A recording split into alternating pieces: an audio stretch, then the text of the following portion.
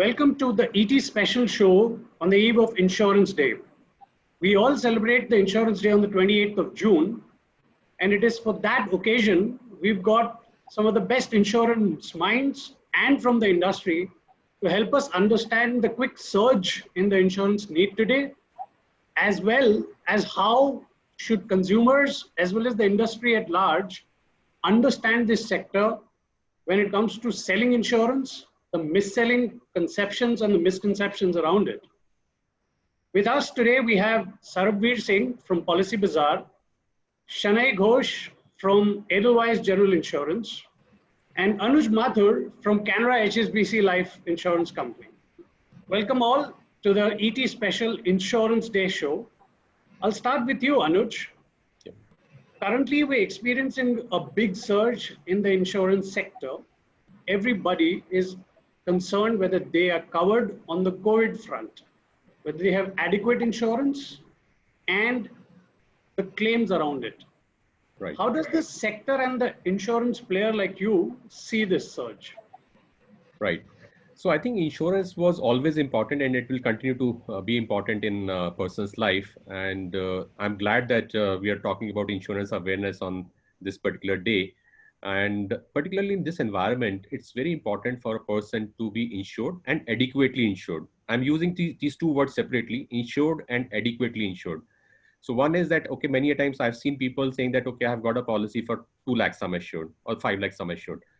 I think it's also high time for people to know whether it is adequate or not. So in unfortunate event of death, whether the sum assured will be adequate to take care of the life goals, to take care of the family. So that's very important.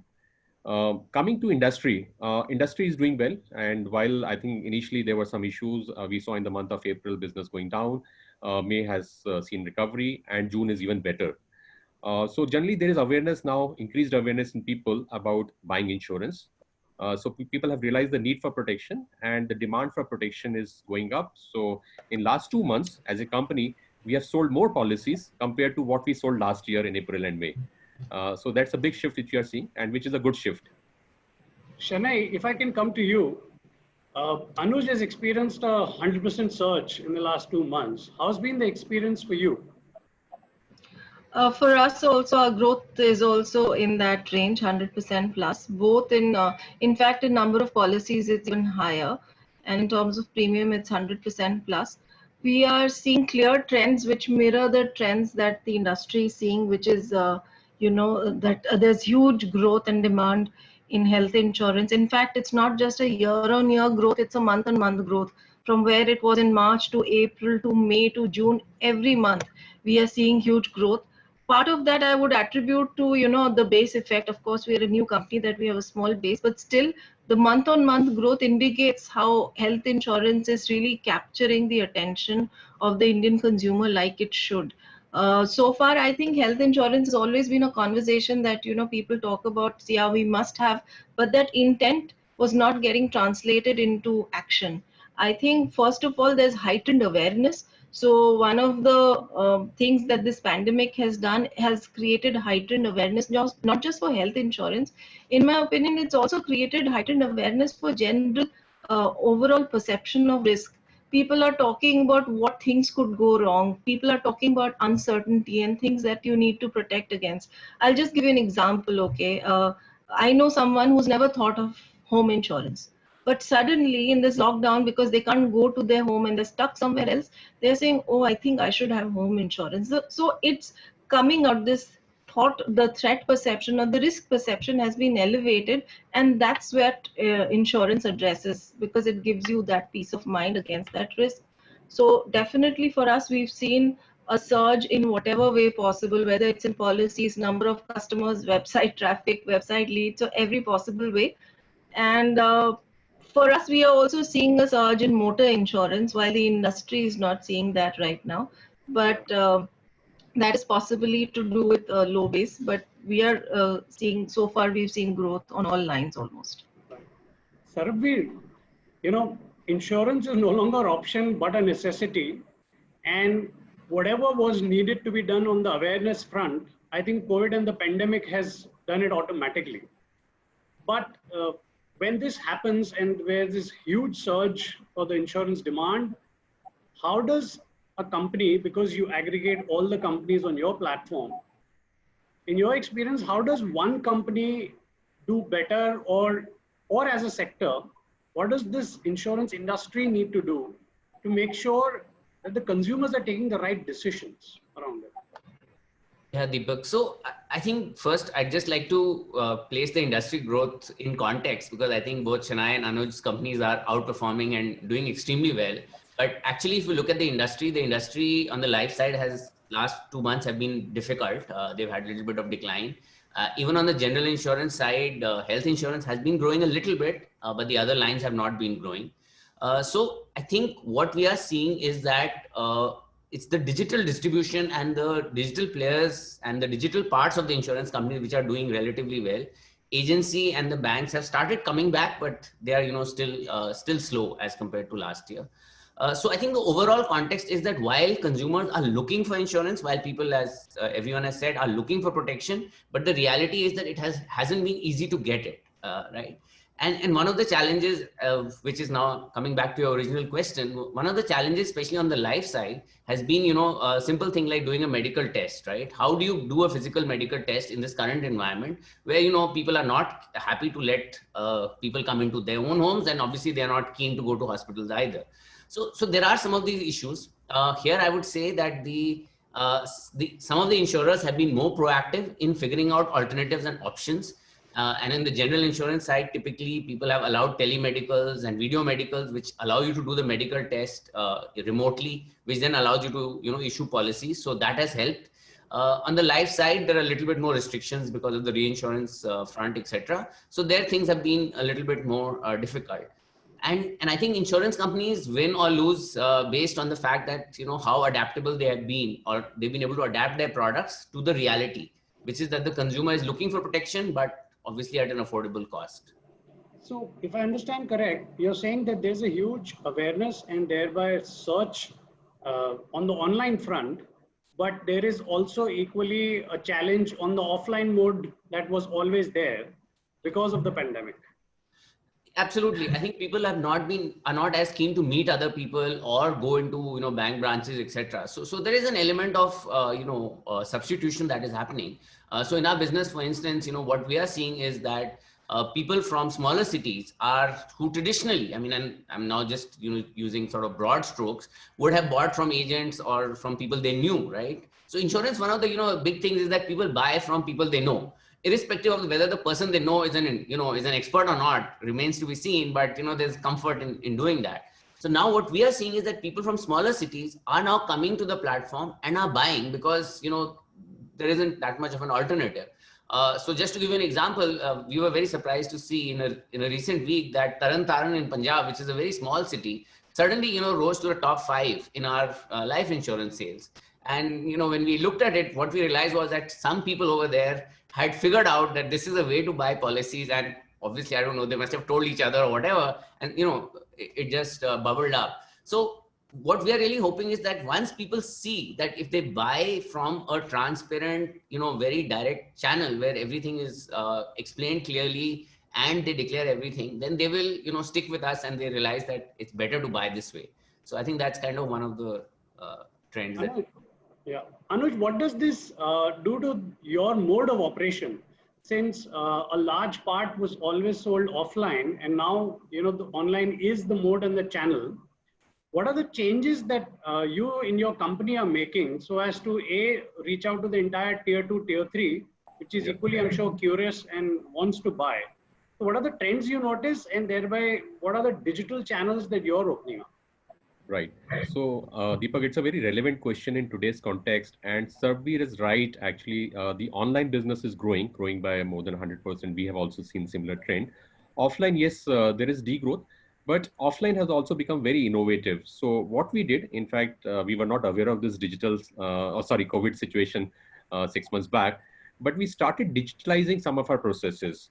And what we have done actually in our offline business, which we do primarily through banks, we also have now the option of logging in proposal digitally using the tab.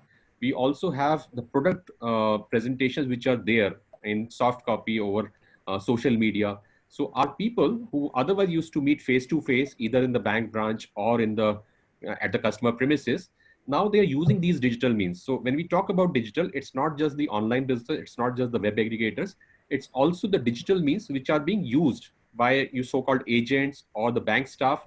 So I think this technology has proved to be beneficial for all of us. And I think because of the necessity, people have invented these tools. So you have WhatsApp calls, you have got WhatsApp videos, you have got all these propositions which you can actually send to the customer on WhatsApp and you can take him through.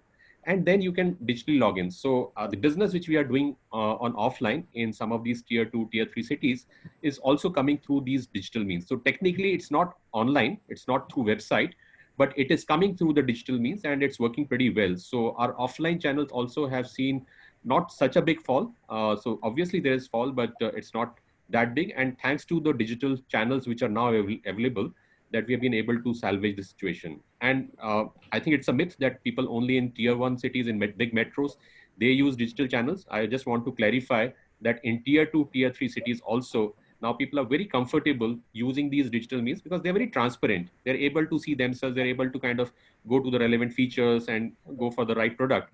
So we have seen uptake for digital kind of channel even in tier 2 to tier 3 cities, which is very encouraging. Shanaya, while Anuj talks about digital as the means and the mode operation, how's been the experience for you at Edelweiss? Is digital an operation and a communication, or is it much beyond that? For us at Edelweiss, Deepak, right from day one, from the get-go, digital has been the business model for us. So it's not a channel, it's not a way of servicing a customer, it's not a means of communication, but it's a whole business model. So everything has been digital for us. Even before this COVID pandemic struck the entire globe and the country, our acquisition was 100% paperless, even though we have traditionally what you would call online channels, but they were also digital. Onboarding of advisors has been completely, onboarding of advisors and POS has been completely digital. So in that sense, for us, the transition was fairly seamless because no one had to change the way that they were working either within the organization or outside the organization. The one thing that had to change was, however, mindsets, because for most of our distribution channels, whether especially the traditional ones like agency, who were working with us online, but still they were in the habit of maybe speaking to a customer face to face. That many telephone conversations are not happening, but that mindset has changed now out of necessity, where they've realized that they really don't need to meet a customer to sell because the tools have always been available to them. And the second thing that has changed is also customer mindset, most importantly. Earlier, customer would want an advisor to be present in front of him or her and explain everything.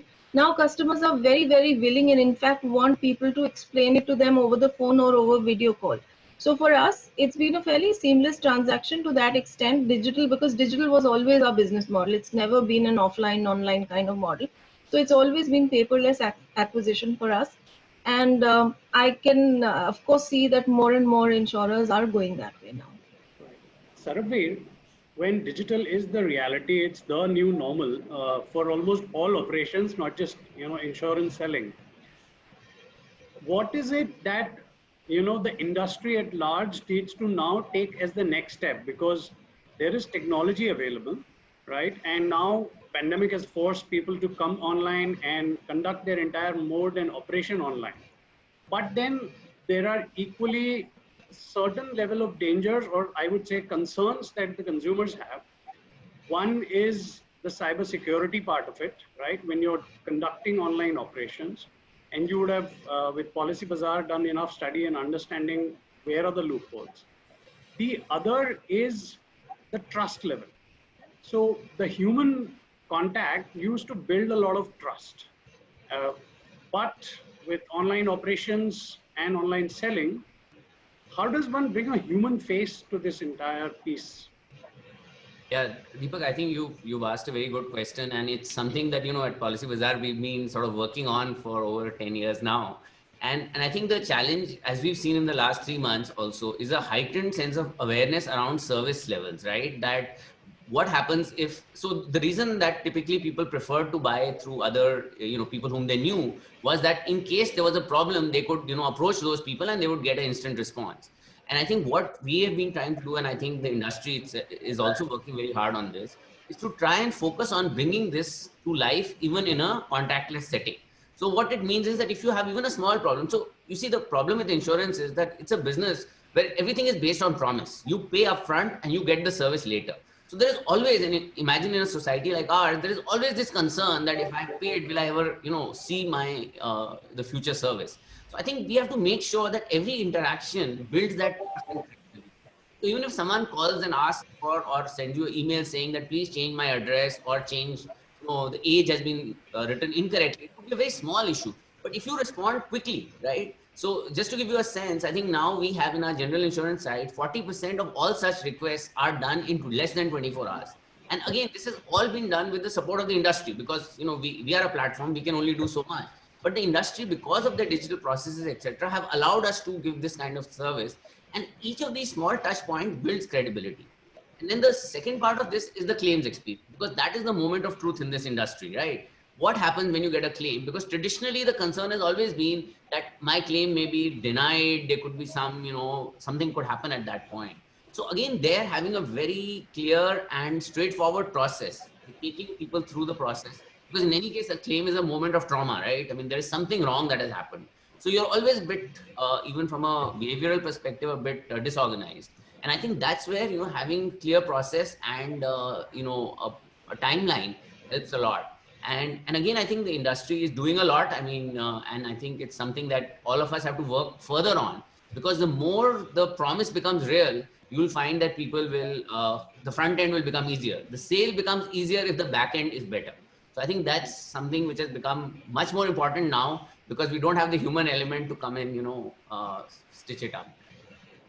Anuj, claim settlement ratio is the bugbear for insurance industry. Consumers have a perception that there is always someone trying to stop my claim or reduce the claim amount.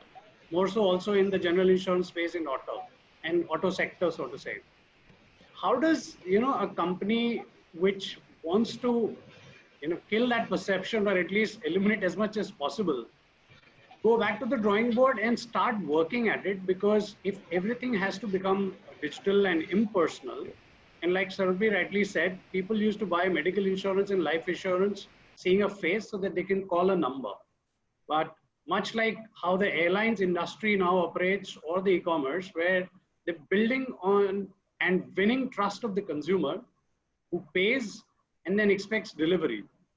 What does the insurance industry will have to learn more or do more to, get and win that trust? Right. So first of all, I think the claim settlement is the moment of truth. And as a company, our philosophy is that we exist to pay claims, because that is what customer is looking at, that in that unfortunate event, whether the company will stand by its promise or not. So we truly believe in this. And in last 1 year, actually, we have taken a number of steps to give that confidence to the customer. And just to give a number, our claim settlement ratio last year, talking of 1920, is 98.12%. And a year before it was about 94%. So we took a huge jump of 4% in our claim settlement ratio. And we said, this is something which we need to achieve. And my aspiration is that this year, it has to be upwards of 99%. So that's the intensity which is there at the management level, that this is one area where it has to be absolutely customer delight. And today when I'm talking, we have launched on our 12th anniversary, we recently completed our 12 years of journey. We have launched Insta Promise, where the promise to the customer is that we will approve the claim within a day. So that's the promise. And so it's not just about honoring the claim. Obviously, that has to happen. And I think thanks to the regulator, they have also made guidelines very clear that after 3 years, no claim can be repudiated. That's something which people should be aware of, that after 3 years, an insurance company cannot repudiate the claim. Now it is about efficiency. So we have brought in that efficiency, wherein we are saying that within 1 day, the claim will be approved. And fortunately, in life insurance, we have seen lesser frauds compared to other segments of insurance because it's only an event which results into this. So we have built those controls. We have kind of made our processes so streamlined that a claim can be paid within a day. So the claim can be actually approved in a day. So that's what we have done. And I think as a company, we'll continue to work on it further. And I'm very happy to share that this Insta Promise will give that confidence to the customer that in that unfortunate event, and sir, we'll talk about the kind of customer behavior at that point in time. Obviously, if this kind of promise is there, it helps a lot. So that's our philosophy. And I think most of the insurance companies are trying to be in that top quartile. And building trust is the most critical but the most difficult part. In the general insurance space, when someone meets with an accident and makes an accident claim insurance, or if there's a unfortunate event or some house getting burned, and then they come back to the insurance company. These are distressed moments, and when the customer comes to the insurance company, all he or she expects is someone who will patiently hear, not take them around on document trip, and address the issue at large. So it is such a critical moment that should an insurance company go with the presumption that I have to first trust my customer and then go about the process verification? How does one build the trust in these environments? Um, you're hit the nail on the head. There's no easy answer. It's I would say a million small steps that you have to do. And I think the one thing that we have to get right as an insurer is empathy. I can't overstate the importance of empathy. And as I've learned over the last 3 months, this empathy, which could just be the way that you write a communication, or the fact that your call center is available, and if a person calls saying I have had an accident, you first just check, are you okay, was anyone else? That goes many miles in building that trust. And so empathy, I think, as a culture, has to be built within the organizations. Insurers, unfortunately, we do suffer from a trust deficit when it comes to consumers. And while we've done a lot of things to actually work on it, but unfortunately that it still exists. In fact, before we launched, we did a lot of research, and we found that people who had claimed as well as people who had not claimed thought that they won't get their claim. So when we were actually doing research about what we want to tell our customers about, our entire positioning is take us for granted, because we want customers in that moment where they are traumatized to make sure that we have their back. They can just focus on the trauma. So for instance, we had given two propositions to customers, we will settle your claim in 30 seconds versus zero follow-ups. And would you believe it that zero follow-ups resonated more with customers than the 30-second, because they said, I just don't want to be bothered. Whatever you tell me at one go. Don't repeatedly make me come back to you. Don't make me ask, don't let me come to you with multiple documents. So empathy and the way you build your processes, not just the process, but the communication, the entire call center. For instance, our call center is a no IVR call center, because you have other helpline, other touch points. If you want to call us, we assume you want to talk to a person. So even during this pandemic period, our call center SLA has been 95%, and we called back every few 2-3 people who abandoned the calls. We've called back every one of them. We have called out to each and every health insurance customer of us and told them that COVID is indeed covered, because we realized that people weren't aware that COVID is covered, and there was a lot of confusion around this. So we said, let's just call everyone and tell them COVID is covered. And in fact, in doing that, we invited some claims. But that's what you need to do, proactively reach out and build that trust. So there are many small things that you need to do, and high tech doesn't mean it's impersonal or low touch. Even the communication we write is not overwhelming, is not impersonal. It's very personal and very friendly and without any jargon. So our internal guideline for communication is, if you don't talk like this to a friend, don't write it. So we will never tell a customer to submit documents, because I don't feel like that. So we've tried to build in many things, and it's a long journey yet, but we have to do many things to build this trust, and not just one thing. Ravi, on this long journey, there's a long way to go when one sees the penetration of insurance. So a recent Times of India report said that out of the number of people who were hospitalized, barely 4% had the insurance. So imagine the scope, and imagine the penetration that the insurance industry has on its hand to ensure that everyone is insured. So, I wanted to understand what are the few steps that immediately need to be taken, maybe at the policy level, and industry at large coming together to increase the penetration of insurance, because it is a matter of life and death when it comes to especially situations like pandemic. So Deepak, I think, and we are talking on National Insurance Awareness Day. So I think it's important to make the point that you made that low single digit percentage of people in India have coverage, right? Whether it's health insurance and or term insurance. And I think one of the things that everybody has to think about is that as you do your financial planning, right? One is the growth of your capital, right? As you think about your future needs. The other is to protect your capital. And I think the protection part of insurance comes into play in the protection side, because you don't get bang for the buck that you get for every rupee that you invest. The kind of protection that you get in term insurance or health insurance is extremely high, right? And that's something, and you will be surprised to know that India has some of the cheapest protection rates in the entire world. So even if you compare with developed countries where perhaps life expectancy, etc., might be higher than India, but right now our rates are the lowest. So I think this is a great moment, on both on the life and health side. On the health side, we have covers of as much as 1 crore, annually, which are priced very, very economically. I think there is the first part is our job is to build this awareness that a financial plan is not complete unless you have proper protection in place. The second part, I think, is of course what we just all discussed, that how to make the industry less jargon, in our communication, more clarity in terms of the service and claim side of it, so that people can understand what is the product that they are buying. So you'll be surprised to know that many people have life insurance, but I think they don't understand what they bought. I think Anuj explained that people have bought 2 lakhs or 5 lakhs sum assured, and they feel good about the fact that they have a policy. But the truth is, that that's not going to take them anywhere. So I think it's very important to have this awareness about why you should buy insurance, and then secondly, the industry, which is working very hard to make sure that people can buy it in a simple way, understand the product, and keep using it. I mean, at Policy Bazaar, we've invested probably over $200 million over the last 10 years in promoting this thing, and we are a very small part of the industry, and the rest of the industry, I'm sure, has spent a lot of money as well. So I think we are on the right track. As far as some of the other things are concerned, I think there could be a better, different time to go into some of those steps. But otherwise, in general, I think it's around awareness and it's around simplification. I think those two would be the key important things. On the awareness and simplification, could one take a leaf from what the mutual fund industry has done and come together and launched a campaign?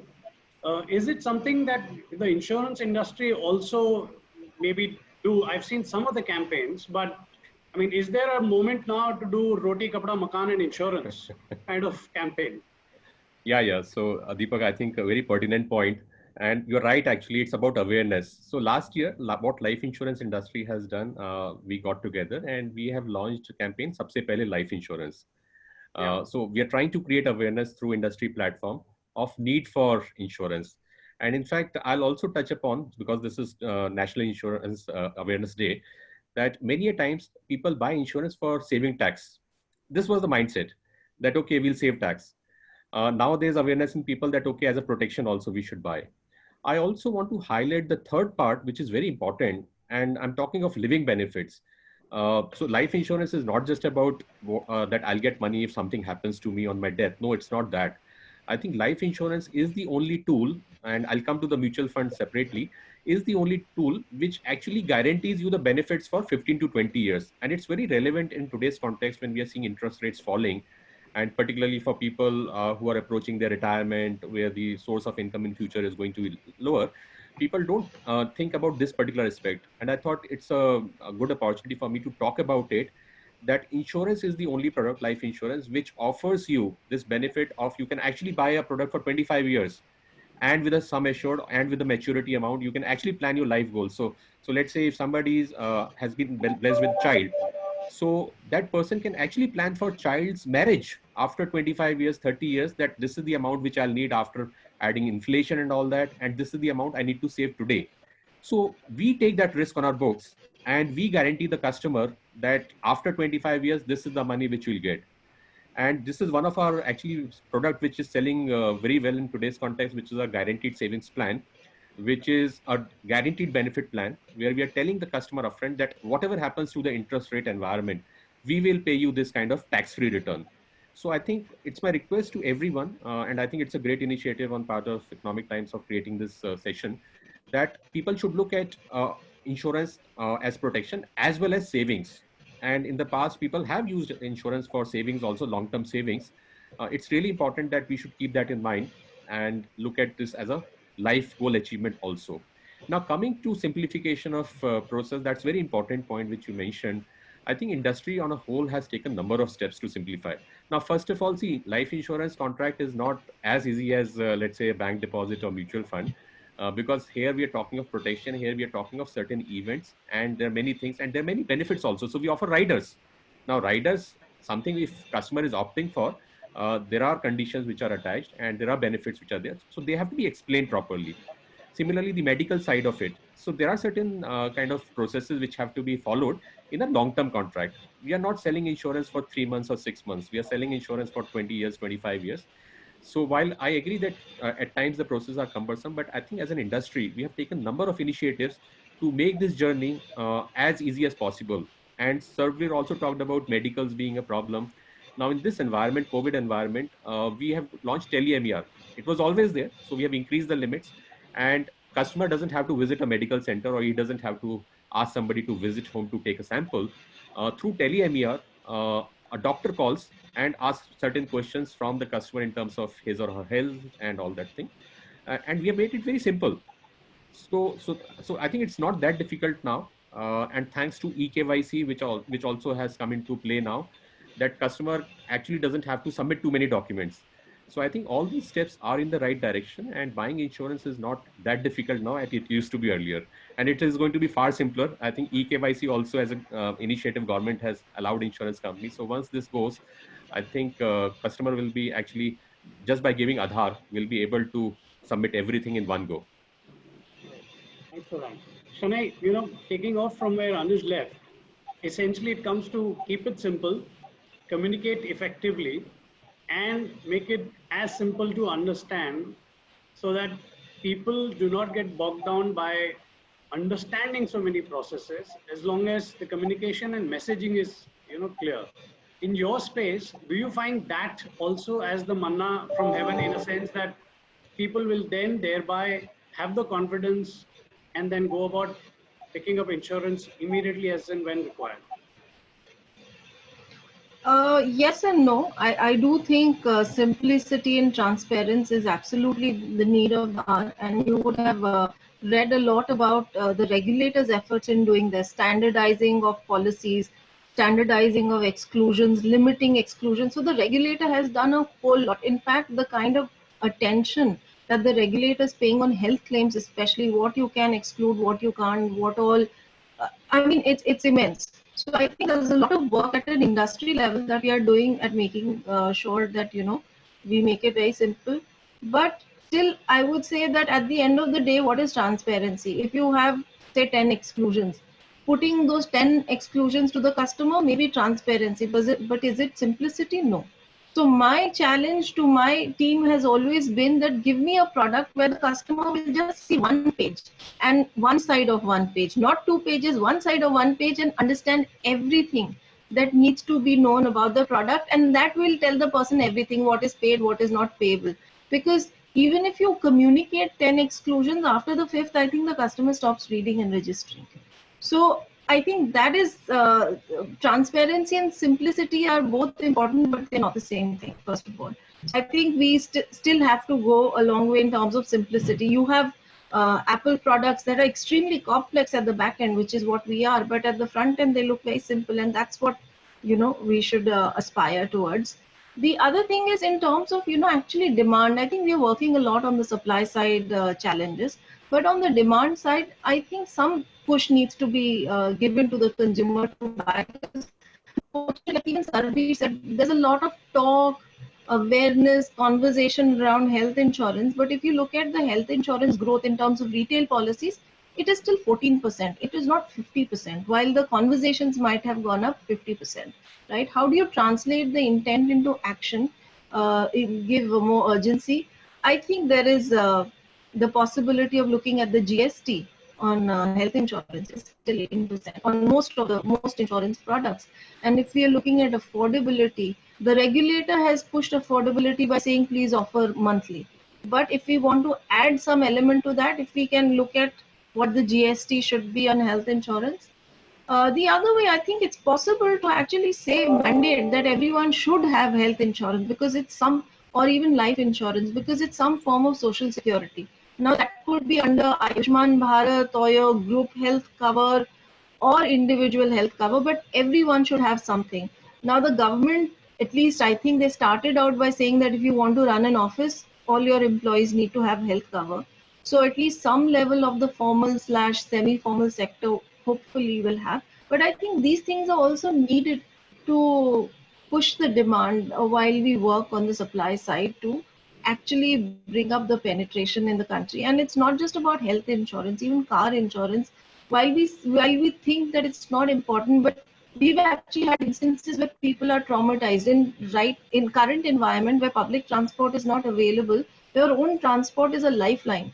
We had an instance where a doctor in a particular state in particular city in Telangana had an accident and she couldn't repair her car because there was she didn't. So we actually through our contacts figured out a place where she could repair her car, paid her the money so that she could carry on with her work.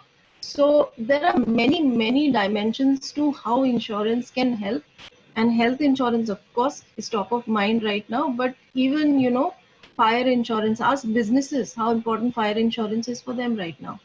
Ask people who rely on their personal vehicles. So uh, it's important. People who have claimed know the importance, but it's important for the other people also to understand. And I think external pushes like mandating or GST could possibly help in some way. So on the awareness front, I guess the government and the policy needs to move so as to make it simple, clear and transparent. The industry obviously is working towards it and needs to do much more. We at our own level at Economic Times with our ET Wealth supplements and etwealth.co website try and simplify as much as possible all the insurance policies as well as the claims and the processes around it. So on this day of National Insurance Day, all I can say is be safe, be secured, be insured, because that's imminent. At least for now, we've realized without that, there's a lot of danger ahead. So it's better to be safe and secure and insured. Thank you everyone for your inputs. It was great understanding from the industry side as well as Sarabir putting it together when he aggregates all your products on his platform. How does the consumer look as well as how does the industry now move from here? Thank you so much for your inputs. We wish you all safety, security, and a lot of great insurance business ahead. Thank you so much.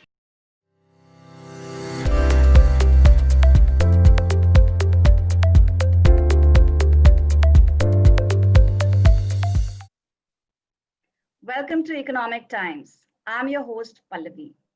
Year 2020 is going to be remembered for a lot many things. This year has altered our way of lives, be it the way we meet people, the way we work, or be it talking about insurance. The ongoing pandemic has made people talk about insurance. On the occasion of National Insurance Awareness Day, I'm being joined by two very special guests who are financial educators and wealth experts. I have with me Prableen Bajpai, who's joining us from Lucknow. She is the founder of FinFix, and Mrin Agrawal, who is founder of FinSafe India Private Limited. Welcome both of you on this panel. Thank you. Thank you. To begin with, all of us suddenly have started talking about insurance, how important it is, but whatever has happened or is happening was unprecedented. Nobody had earlier thought about it. Nobody had thought that this problem would become this large. So talking about insurance in today's times, what is the importance and has it become more relevant than ever? Prableen, I would like to start with you. Thanks, Pallavi. I think insurance was always important, but the COVID pandemic has just, brought it back into the limelight, and people are realizing that there's something such an important part, in their financial portfolios, or let's say in their financial, setup that is missing, and that is insurance. The way people are getting infected with COVID and their job losses, there's uncertainty. Insurance has definitely emerged as something which people are now looking out for. And I think the number of searches on Google has actually gone up. How do you get a life insurance? How do you get a health insurance cover? Surely.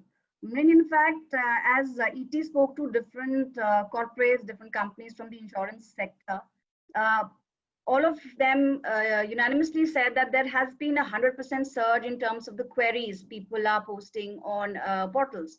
But do you think this will eventually turn into 100% growth in terms of people buying more insurance? Because as of now, the first thing that has happened is that people have started to query about it or raise questions about it. But looking at the current penetration in India, hardly would say 3% people might be buying insurance, but these are current figures and this might change in the coming years. What is your observation? Well, I think if there's one positive thing out of COVID, I think it is that people have started taking their insurance seriously, and they're not looking at it any longer as an unnecessary expense, because there have been times when I've been told that, oh, we never end up claiming the insurance and it's just money down the drain. So I think, that aspect, that the way people look at insurance has certainly changed. And I think that's something that's really, really happened for the good. I do believe that many of these queries will result into sales and closures for the insurance companies. 100%, well, I doubt 100%, but whatever happens, I think it'll be a good number. Surely.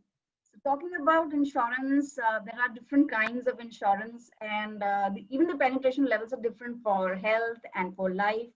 So probably if I would like to know from you as a financial expert and somebody who spent almost a decade, more than a decade into financial planning, what are the kinds of insurance then in which an individual is likely to need in her or his life cycle, and how to choose the right type of insurance? What would you say on that? So, Pallavi, if we just look at the setup that we've had in India in terms of insurance, people always love to get something back from, money that they're committing. And that is why we've always had this mix of insurance plus investment kind of plans, because that's something where people feel that, oh, at least at the end of those 10 years, 15 years, 5 years, I'm going to get something back. Now in the, with changing times, I think people have started to realize that these two things, it's almost like don't drink and drive kind of a combination, that don't mix insurance and investment. And that's something, I think that realization has definitely deepened.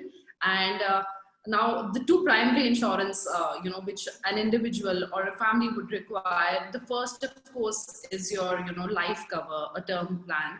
And the second is your health. So your life and your health. I think these are the two most important segments that, which are required across different stages. So as a young, let's say as a young professional, when you start earning, let's say your parents are financially independent and you don't need to support them and you're yet not married, something like a term plan can be avoided. But as soon as you get married, you have kids, you definitely need to secure their financial future, or your parents are dependent on you. So with each stage of life, the kind of insurance product or the coverage that you need definitely begins to vary. And one has to actively look at the insurance portfolio as well for that reason.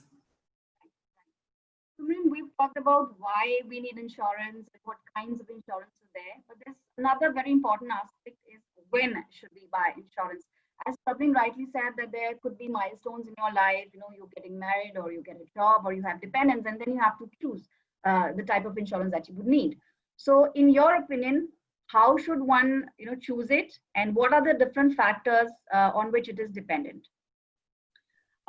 So I truly believe that to protect life, you only need a term cover, and certainly you should not go in for the investment linked plans for various reasons.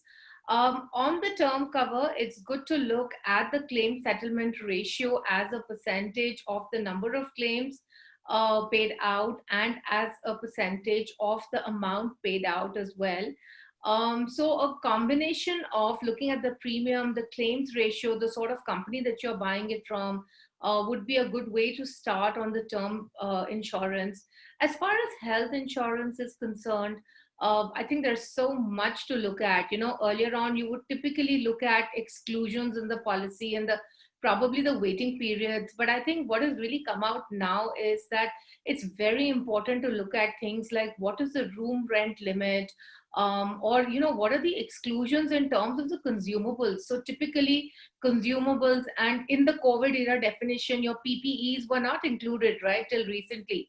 So things like these also need to be looked at very carefully in terms of what is included, what is not included, what are the waiting periods, are there any co-payments to be made. Over the last few years, deductibles are becoming more common now in India. So essentially your sublimits, inclusions, exclusions, waiting periods, as well as co-payment. These are the four main things that you need to look at when you buy the health insurance, and please don't go only by the premium. Surely, but then as we all know, Indians are very particular about, you know, where they're putting the money. And that is the reason why, you know, investment come insurance policies, which are actually not insurance policies with inadequate cover. There's more sold, you know, and there are a lot of cases of mis-selling. Anyways, we'll cover all of that in our Q&A session. But talking about insurance and its relevance in today's times, Praveen, I would like to know from you, can this be said that this is no more optional? We're talking about health insurance as well as life insurance. Has it become a necessity, or you think there might be, you know, cases or individuals who may or may not buy a certain type of insurance? What is your say? I think it was a non-negotiable even earlier, but people were still not buying it.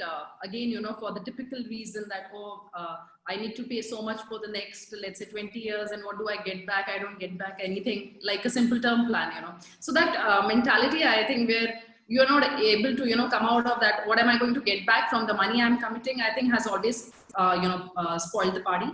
But of course, now gradually, I think times are changing and people have started to realize the importance, and it is definitely a non-negotiable, you know, a health cover and a life cover, because I think something which is certain is uncertainty. And COVID, I think, is just a reminder of that, you know, till about January, nobody thought what's going to happen, and the way things have moved. I think it's a very stark reminder that it has happened, and things like this, events like these, you know, can happen in future as well. So if you don't want to, you know, insurance, if you say, is not just to give you cover, risk cover, but it also saves you or your whole, you know, the financial basket of investments. Let's say you don't have a health cover and you end up in the hospital for some ailment.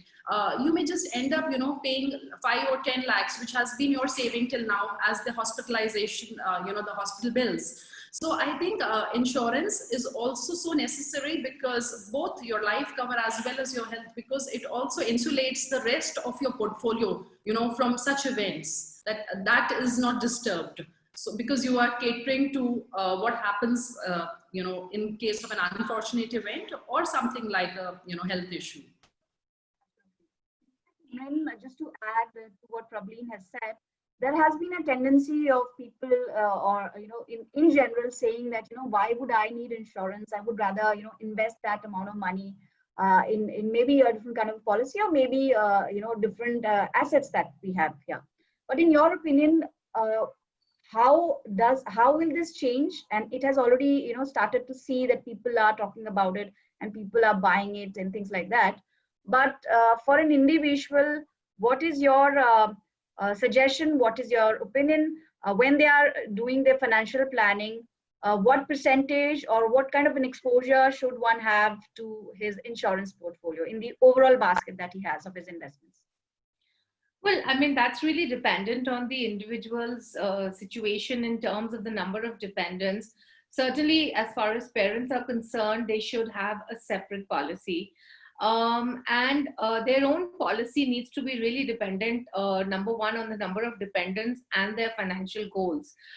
So when you're talking about the life cover, so you have human life value calculator, which is available on all the insurance company websites, and it can really help individuals figure out how much life insurance they should have. As a thumb rule, they say 10 times your annual gross salary. So that's on life. As far as medical insurance is concerned, I really think that a family of 3 or a family of 4, which is 2 adults and 1 or 2 children, should certainly have at least a 10 to 15 lakh rupees family floater cover. And with that, they should have at least 5 to 10 lakhs of critical illness. Now, the family floater cover will really cover them for hospitalization, but critical illness gives you a lump sum on the diagnosis of a large disease.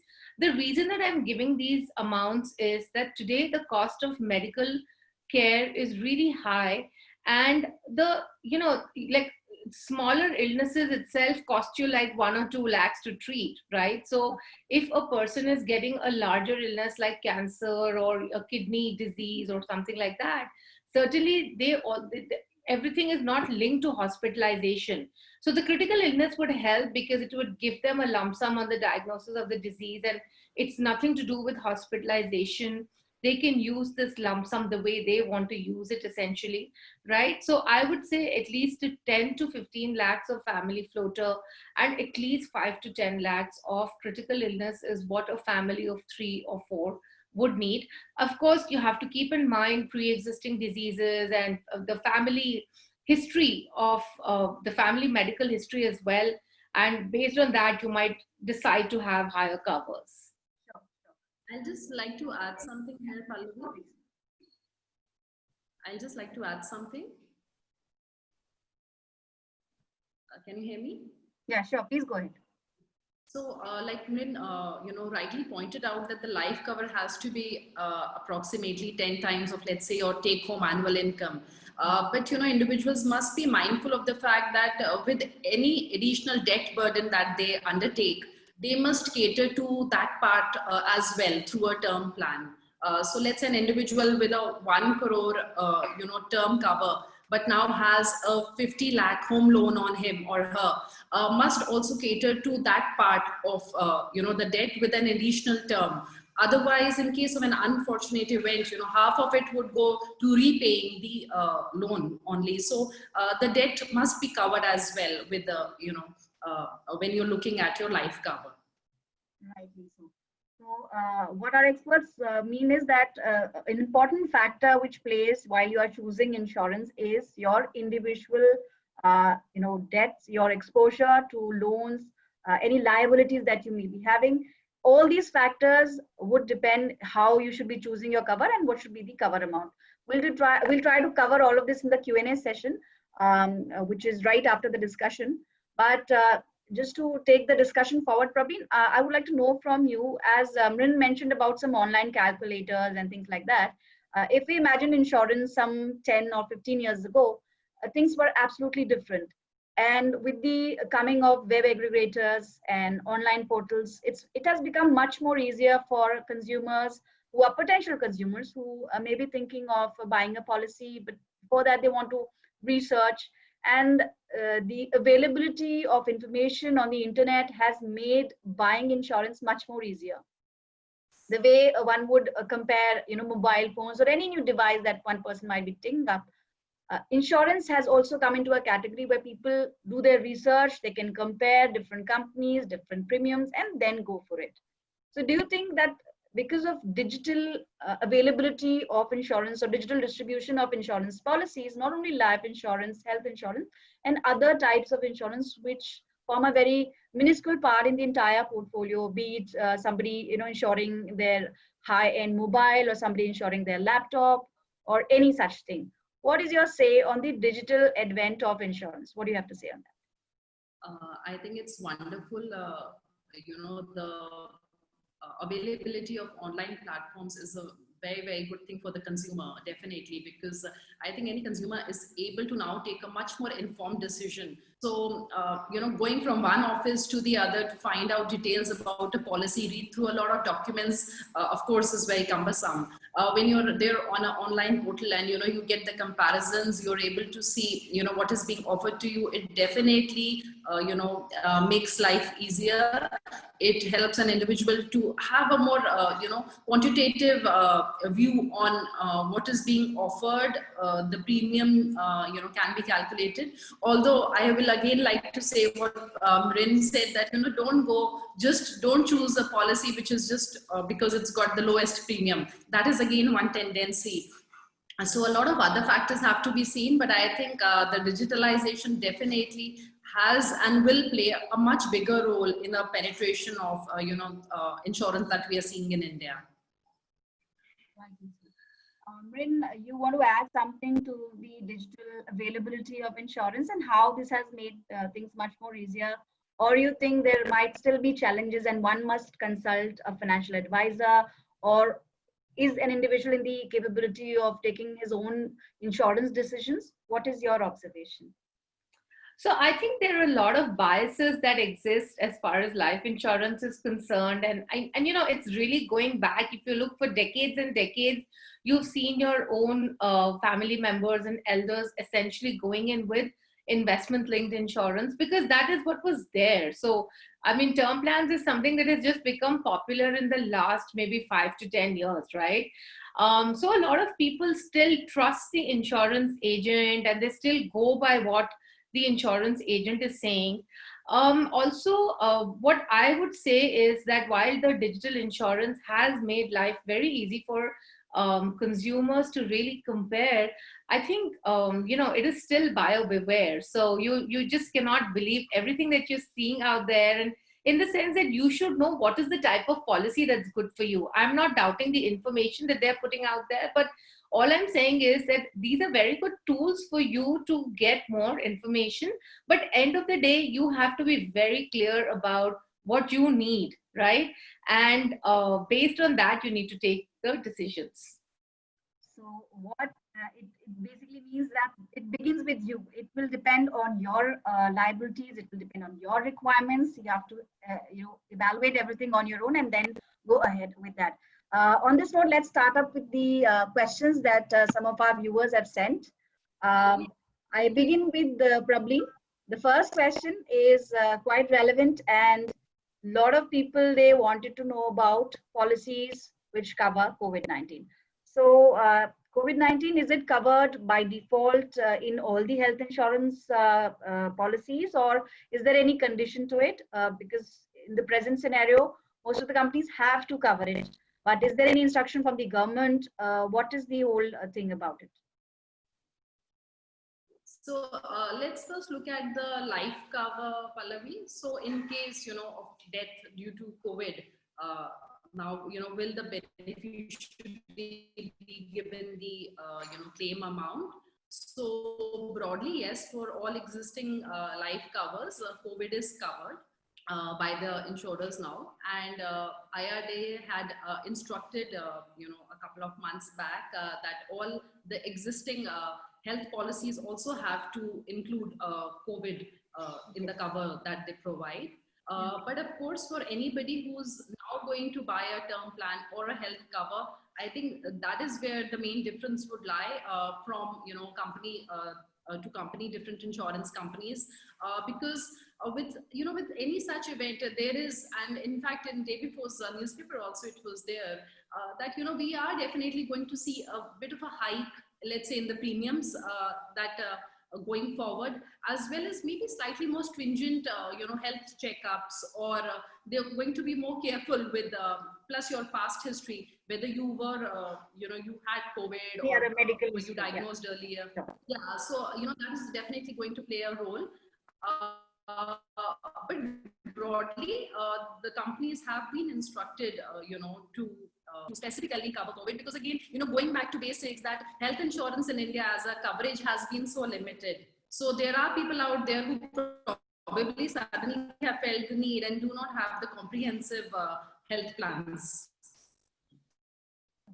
do you want to add something to this? Because as the thumb rule goes, a person who is buying the policy also has responsibility to declare, all of his medical history, any treatment that he's gone through, and that affects his claim ratio as well. As in, at the time of claim, if he has hidden something from the insurer, he might have to, face a backlash, and his claim might be rejected.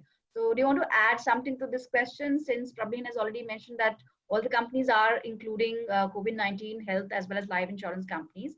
From your end, is there any input on this?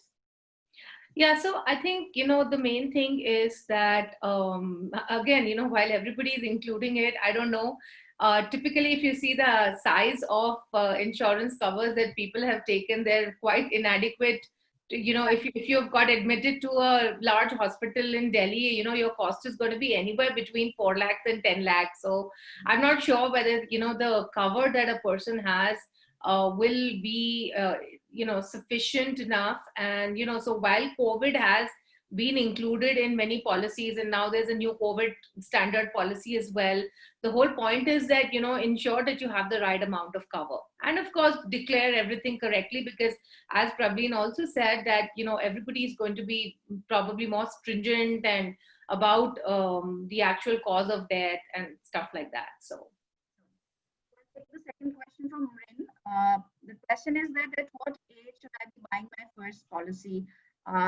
Viewer has not mentioned whether he's talking about a health insurance or a life insurance policy, but though we've covered that in the opening session, that it would depend on your individual requirements.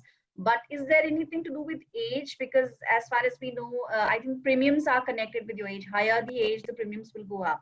So is it good? Is it better that an individual, once he's on his toes, once he started work, he should be going ahead with the life insurance policy? What do you have to say? Well, I think certainly he or she should have a health insurance policy right away. We work with a lot of companies on financial well-being of their employees, and there are companies that tell us that actually the youngsters don't want to sign up for medical insurance because they believe it's not necessary, and many times they come back signing up for it once there's been a medical issue in the family or with their parents, for example, right? So I believe that having medical insurance cover is really important. But also, I think you should not only look at the employer cover, you should also have an independent cover, because these days, with the job insecurity, I don't think that you can only rely on the employer cover. So that's as far as health is concerned. As far as life is concerned, you can always start with a small cover, again, really dependent upon how many dependents. So if your parents are dependent on you, for example, then certainly you should take the life insurance right away, right? So again, the quantum of the life insurance depends upon what are your responsibilities, what are your financial goals, what are your liabilities, what are the number of dependents you have. Maybe if you don't have any dependents and you don't have any loans, then obviously, it can just be a small amount, but it's something that you have to keep evaluating on a regular basis. Next question I'm taking from Pavleen. The question is that those who have pre-existing medical conditions, which in medical terms is called as the pre-existing disease, they're more prone to illnesses, and especially we're talking about COVID here. So are there any specific plans which cover pre-existing diseases? So Pallavi, typically, again, all different insurance providers will have their own, offerings. But if we see that in cases where, let's say, a person has diabetes or has hypertension, in such cases, even on declaration, and if it's within permissible limits, the premiums will typically be higher than for a healthy person. So it's not that you cannot get a health cover, but you'll have to definitely pay a higher premium for getting the requisite cover for yourself. And there are some lock-in or maybe some waiting periods also for particular diseases. Is that so? I didn't get you. There are also some waiting periods in different policies which are designed for pre-existing diseases. Yes. So again, so that is the fine print that one needs to go through while picking the, insurance, whether you need a comprehensive coverage, and along with that, what kind of a critical cover are you going to take? What is the waiting period? What is your pre-existing disease? It actually depends on that. So depending on what are you already predisposed to, what is the disease that you have, based on that, the treatment, or let's say the offering from every different insurance company, that would vary. But the premiums will definitely be higher. If you're getting a coverage plus the waiting period, would again be probably higher in such cases. So in case an individual has a pre-existing medical history or a disease, then he or she will have to shell out more money for the premiums. Next question is for Mrin, and it's about ULIPs. So far, we have not really talked about equity-based or market-linked policies. But one of our viewers, he's written that looking at the situation in the stock markets, there's been so much of volatility, stock markets have been battered. So should one stop buying ULIPs, at least in the present scenario, because we've seen the economy is also seeing the downside. So at this point in time, would this be a bad idea to buy a ULIP? And what do you have to say for the policyholders who already are holding ULIPs and it were to mature in 2020, but then this whole year took all the savings? What is your say? Well, actually, I think it's a bad time to buy ULIP at any point in time. Forget right now. And that's really because, with the ULIP, first and foremost, the coverage is really low. Secondly, the premiums are quite high. So it does not really help you in covering the risk of your life, first and foremost, right? Secondly, when one were to look at the fund management costs or the other associated costs on ULIPs, they're pretty high. I know that there are policies now where the fund management costs are lower, but you must remember that there are many other costs that are associated with ULIPs. And of course, there's a mortality charge that you're paying for covering the risk of your life. So as such, I don't believe that investment in ULIP is a great idea. Because overall, the returns that you make are going to be quite low because of the charges associated. And hence, whether it is right now when the markets are down or at any point in time, I do believe that you should just stick with the term plan and plan your investments in more cost-efficient investments. What could be the alternative? Would doing an SIP in a mutual fund would be a better way of investing than putting your money into a mix kind of a tool like ULIP, which is a mix of insurance as well as investment? Yes, absolutely. I mean, taking a term plan and then investing your money as per your financial goals and your investment horizon in other instruments would be a better idea. I mean, even PPF today is going to give you like 7%. Yes, I know the rates are going to fall, but certainly there are other investment instruments like mutual funds also that are available both on debt and equity, which can give you a better return. I'd also like to bring up, there are some capital guaranteed plans that are being offered right now. And again, always remember that the price for the capital guarantee that you pay is pretty high, and the price that you pay is compromising on the returns at the end of the day. So you have to decide, whether the capital guarantee is more important or getting a good return that can beat inflation is more important. So there are 2-3 things which our expert has observed, that whatever policy you buy or whatever instrument you buy, you need to keep your investments and your insurance separate, and also consider inflation while you are putting your money in any of the tools. Next question is for Prableen, and that's a very sad and very concerning question. Our reader says that I've lost my job like 2 months ago, after the lockdown, and without any additional source of income, it's getting really difficult to pay the premiums.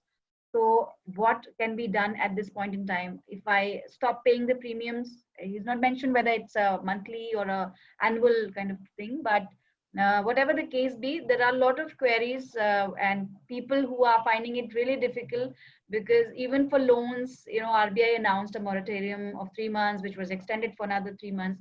But for insurance policies, people have to pay, be it they have having their salaries on time or not. So at this point in time, if somebody stops paying the premium, what happens to his policy? So Pallavi, I'll also like to continue, the discussion on ULIP that we were having, because it's connected to this. So, I was having a conversation with a pilot, and he's seen almost a 50%, cut in his salary, and he's stuck with a ULIP, which he didn't know is a ULIP, and that has an annual premium of 6 lakhs. Now that's a huge sum. That's a huge commitment. So, on realizing that that is something that he needs to pay on an ongoing basis, on an annual basis, he decided to stop it. So now this is where the flexibility with, other investment products and something which is linked with insurance, that is also the difference which arises, because though now he has the option that he need not pay the rest of the premiums, his money will not be returned to him now for the next 5 years. So his premium is stuck, the first year premium, and that he would only get back at the end of 5 years. So the flexibility in terms of getting your money back or stopping your payments is definitely much lesser in case of insurance. Vis-a-vis, you mentioned SIPs, with a 1 month's notice, you can actually just stop the payments, and there's much more transparency. Now coming to the question whether you're not able to pay premiums, IRDA did, come up with a 30-day grace period. That is what I understand, that they did come out with a 30-day grace period for payment of premiums for those who were not able to pay on time earlier. So moving on to the next question, there has been a lot of talk about mental health. Mrin, I would like you to answer this one. One of our viewers, looking at the situation currently, we're seeing a lot of news around suicides and mental stress and trauma because of lockdown and things like that, which is quite unfortunate. Is mental health generally covered in health insurance plans? I mean, what is the information that you can share with the viewers? Yes, mental health is included, and I think in last year the Supreme Court also put an order on this. So I think IRDA has told all the companies to include mental health as well as a part of the policy. But I think, what happens with mental health is that I don't think a lot of mental health actually requires hospitalization.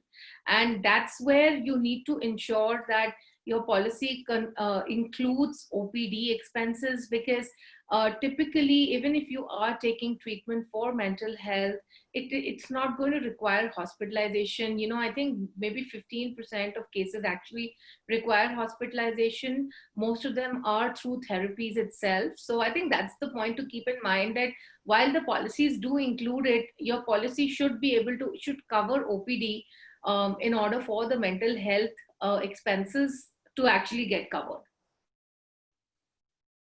And are there any conditions which are not covered in health insurance policies? Is there anything that which is not covered? I've heard somewhere or maybe read somewhere that something to do with cosmetic surgery or something. There are some exclusions. Yes, I think understand that. Yeah, certainly. I mean, those are not covered. I think typically dental treatments and cosmetic related, of course, treatment during policy, during the first month of the policy or during policy waiting periods, all those are typical exclusions which are there in most policies. So moving on to the next question, there is a lot of uncertainty in terms of economic growth, and we have also seen the numbers growing every day. India is, about to touch the 5 lakh mark in terms of COVID cases. There is a viewer question, and it says that at this point in time, if somebody is planning to buy insurance, there is somehow a trust deficit when it comes to private companies. What is your say on this? Should one consider whether it's a private company or whether it's a public company like LIC while he's buying a life insurance?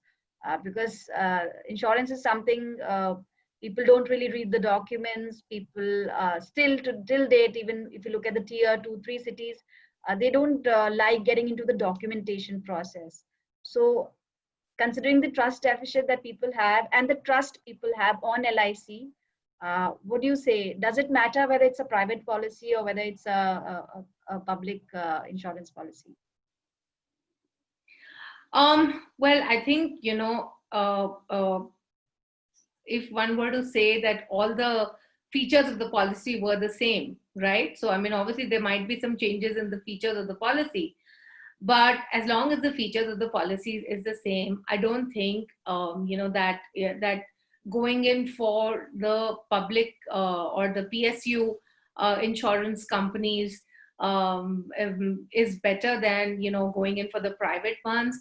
I mean, what you really need to see is, again, what has been the track record of the company in paying out claims and stuff like that. So, I mean, this is just a bias to say that the government-owned companies are better off because you're more likely to get your claims processed out there. I mean, I think that's just one of these myths that exist out there, and I think you just need to do your research properly, look through the features, look through all the conditions very, very carefully, look at what has been the track record of these companies in paying out claims. And insurance, again, is a highly regulated market. So nobody can just suddenly one day say that I'm not going to pay you and I'm just going to shut shop because I don't have any money, right? So that cannot happen, right? An insurance company cannot shut shop. They have to transfer their clients to another insurance company, right? So it is very well regulated. So as such, I would say that this is just a myth that a government-backed insurance company is a better one than a private one. We'll take up just one last question. We've already talked about life insurance and things that you should consider. The last question is on health insurance, and the question is for Prableen. Our viewer wants to know that those who are buying health insurance in the current pandemic, what could be the 2-3 quick things that one needs to consider? So broadly, Pallavi, the checklist remains the same. The first is, of course, you need to decide whether, depending on your situation, whether you need an individual cover, or are you, is it a family floater better for you?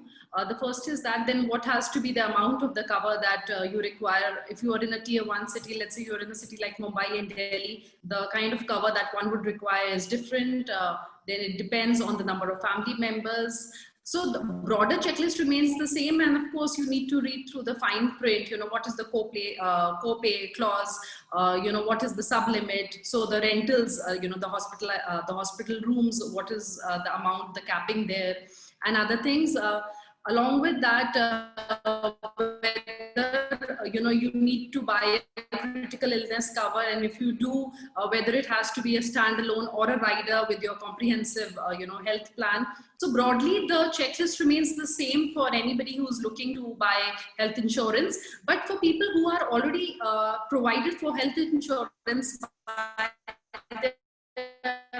provider, especially in the corporate sector, I think it's very important that they definitely go and buy in uncertainty and the kind of job loss or the scenario that we've seen. There may be a time when you are not covered or you're not working for that company, and you may end up in a little tricky situation. So having a comprehensive cover other than what is provided to you by your company is also very important.